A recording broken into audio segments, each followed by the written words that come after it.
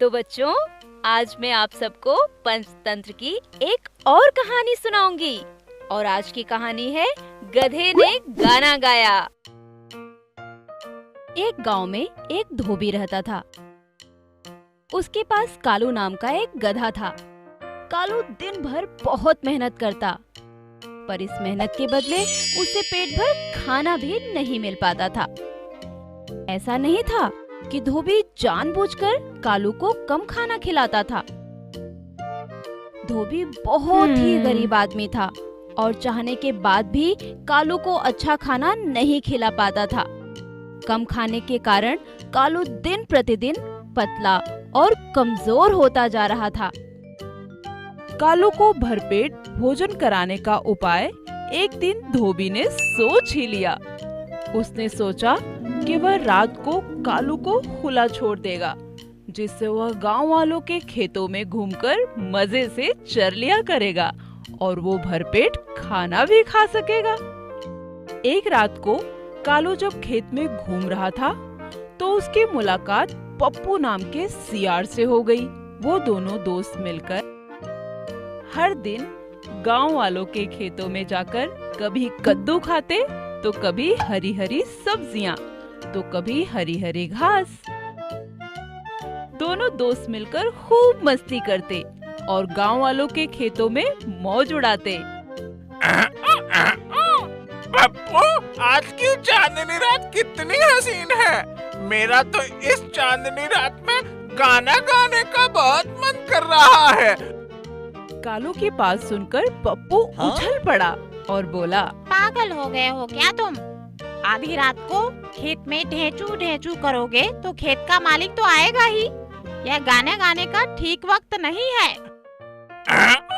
क्यों ठीक वक्त नहीं है? अरे, तुम्हारी बेसुरी आवाज सुनकर खेत का मालिक हाथ में मोटा डंडा लिए दौड़ता हुआ यहाँ आ जाएगा और हम दोनों को जमकर पीटेगा।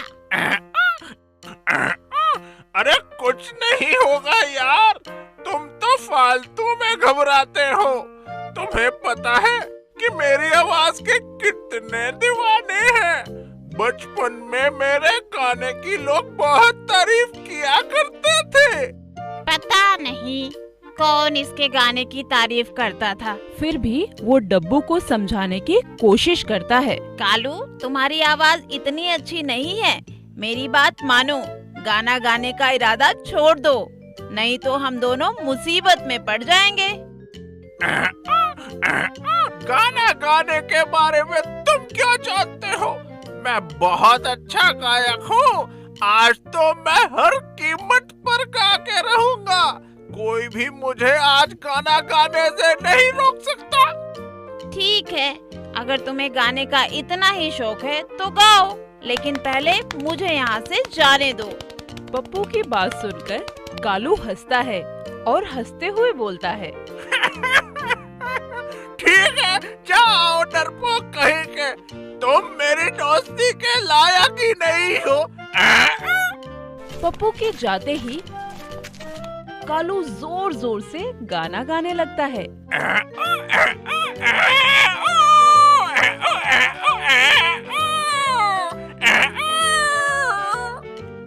और फिर गधे की ढेंचू ढेंचू सुनकर खेत का मालिक मोटा डंडा लेकर भागता हुआ आता है और कालू को बुरी तरह से पीटता है। कालू बहुत चिल्लाता है पर उसे बचाने के लिए कोई भी नहीं आता।